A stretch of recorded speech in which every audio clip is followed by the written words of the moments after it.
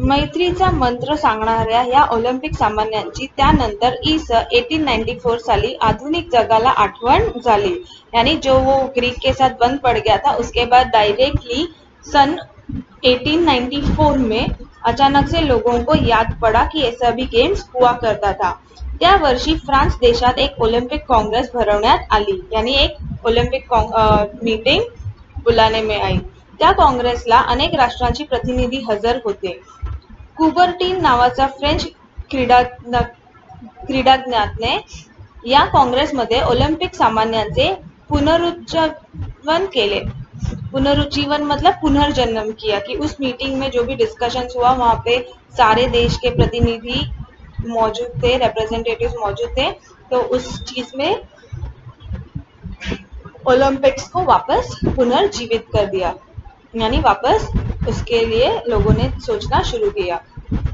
शरीर संपदा वाढवण्यासाठी, बल संवर्धन करण्यासाठी आणि प्रामुख्याने देशात मैत्री वाढून त्यांच्या मित्रत्व स्पर्धा व्हावी यासाठी प्राचीन ऑलिम्पिक सामन्याप्रमाणेच यापुढे आंतरराष्ट्रीय क्रीडा स्पर्धा भरवण्यात असले ठरले।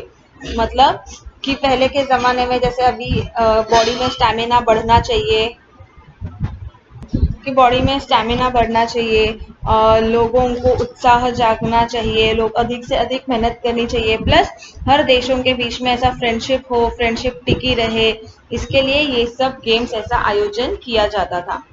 1996 पासून ऑलिम्पिक सामने दर 5 वर्षांनी वेगवेगळ्या देशात भरवले जातात। मतलब 1896 से ओलंपिक गेम्स हर एक डिसाइड हुआ कि 1896 से शुरू होगा और हर 4 साल में एक बार अलग अलग देश में ये खेल खेला जाएगा। त्या निमित्ताने जगात सद्भावना, समता, मैत्री, विश्व बंधुत्व, शिस्त व ऐक्य या भावना वाढीस लागतात। मतलब ऐसा था कि हर एक जगह पे करेंगे तो उससे क्या होगा कि हर एक लोगों के बीच में अपनापन बना रहेगा, देश के बीच में ऐसा पीस बना रहेगा और यूनिटी का ऐसा एहसास हो जाएगा लोगों को। या सामन्यात निरनिराळ्या 21 खेळांची तरतूद आहे। पुरुषांसाठी व स्त्रियांसाठी वेगवेगळे सामने होतात। या सामन्यांसाठी व्यवस्थेसाठी एक अंतरराष्ट्रीय ओलंपिक समिति नेमलेली असते, यानी ऐसा फेयर प्ले हो, कोई भी पार्शियल नहीं हो, इसके लिए अनबायस्ड टीम क्रिएट किया जाता है। या स्पर्धात भाग घेणाऱ्या प्रत्येक देशाचे 1 से 3 प्रतिनिधी या समितीत असतात, यानी हर एक देश से 1 से 3 लोग ये समिति मतलब ये कमिटी में होते हैं। या समितीमध्ये खेळांची व्यवस्था त्या खेळांच्या आंतरराष्ट्रीय संघाकडे असते। ऑलिम्पिक सामन्यांसाठी लागणारा खर्च फारच मोठा असतो। हा सर्व पैसा स्पर्धक देश उभा करतात। मतलब इसमें जो खर्च होते हैं वो बहुत बड़े होते हैं, तो ये सब जो खर्चे होते हैं वो सारा देश खड़ा करता है। क्रीडेच्या क्षेत्रात जातिभेद नाही, धर्मभेद नाही कि वर्णभेद ही नहीं, यानी खेल के मैदान में ना तो जाति, धर्म या लैंग्वेज के बेसिस पे कोई भी भेदभाव नहीं होता है। यहाँ पे सबको इक्वल मौका मिलता है, येथे सर्वांना समान संधी मिळते। अमेरिकेतील जेसी ओवेन्स ह्या वंशाने आफ्रिकी खेळाडू 1936 मध्ये बर्लिनला झालेल्या ऑलिम्पिक स्पर्धेत त्याने 4 अजिंक्य पदे मिळवली। इतकेच नव्हे तर त्या 4ही बाबतीत त्याने नवे उच्चांक प्रस्थापित केले। मतलब ये जो था जेसी ओवेन्स, वो वंश से अफ्रीकी था, लेकिन खेला अमेरिका की तरफ से, तो उसमें ऐसा कुछ भी नहीं होता है कि कौन कहाँ से पैदा हुआ है, कौन किसको बिलोंग करता है। प्लस उसमें उस साल में अपने लिए 4 खेल में पोजीशंस हासिल की और एक नया रिकॉर्ड बनाया गेम्स में। अमेरिकेच्या यशाचा तो मोठा शिल्पकार ठरला, यानी अमेरिका का नाम होने में उसने बहुत बड़ा योगदान दिया। अमेरिकेनेच नव्हे तर साऱ्या जगाने या खेळाडूचा त्यावेळी केवढा गौरव केला, केवढा कौतुक केले। मतलब सिर्फ अमेरिका ने ही नहीं तो पूरे देश ने उसका कितना गौरव किया, यानी उसको कितनी तारीफ की, कितना प्रेस किया। ओवरऑल इंडिया में, ओवरऑल वर्ल्ड में कितना उसका चर्चा हुआ। ओवेन्सचा वर्ण, त्याचा देश हे सर्व विसरून साऱ्या जगाने त्याची प्रशंसा केली। मतलब ओवेंस का जन्म कौन से कास्ट का है, कौन से रिलीजन का है, कहाँ पैदा हुआ है, ये सब छोड़ छाड़ के लोगों ने सिर्फ उसके खेल की और उसके टैलेंट की तारीफ की। So that is all what Olympic games is about, कि वो किसी भी लोगों में या किसी भी इसमें भेदभाव नहीं करता। एमिल झेटोपेकी हा झेकोस्लोवाकियाचा खिलाडू, मतलब एमिल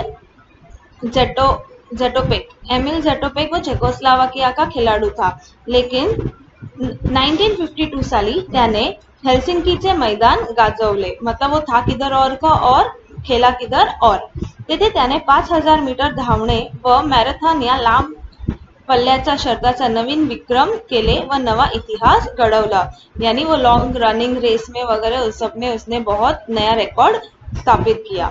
जगातील एक मानवी रेल्वे इंजिन अशी झेटोपके ख्याति मिळाली, मतलब मानवी railway engine in the sense कि वो इतना फास्ट भागा कि उसको ह्यूमन रेलवे बोला गया, क्योंकि उससे भी वो तेज भागा, उसने अपने लिए वो बोलता ना नाम, वो टाइटल हासिल किया।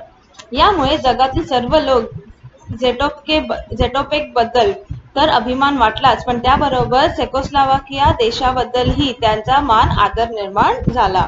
मतलब उसकी तो तारीफ की, पर चेकोस्लोवाकिया के लिए भी लोगों का बहुत ऐसा ये मान बढ़ गया, इज्जत बढ़ गई।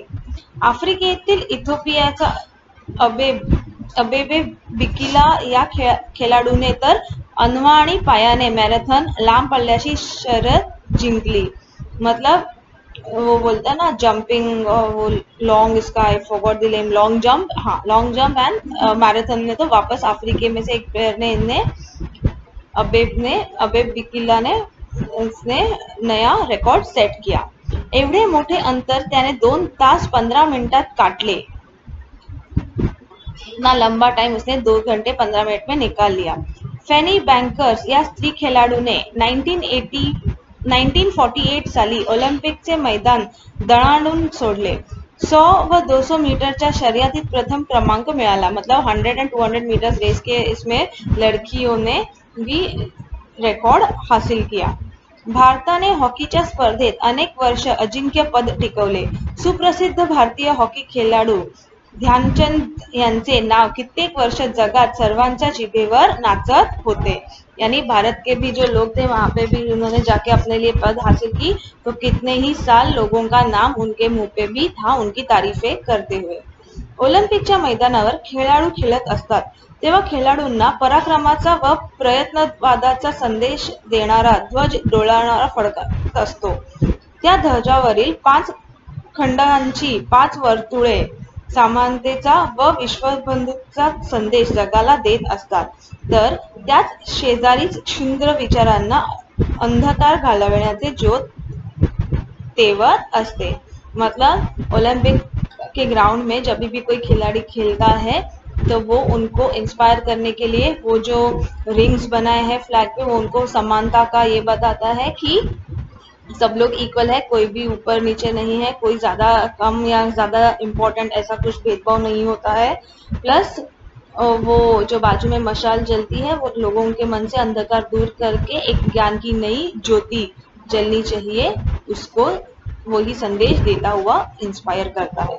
So this was all about this chapter. Please go through it. Please solve इसका textual questions and if any doubts, please let me know. Thank you.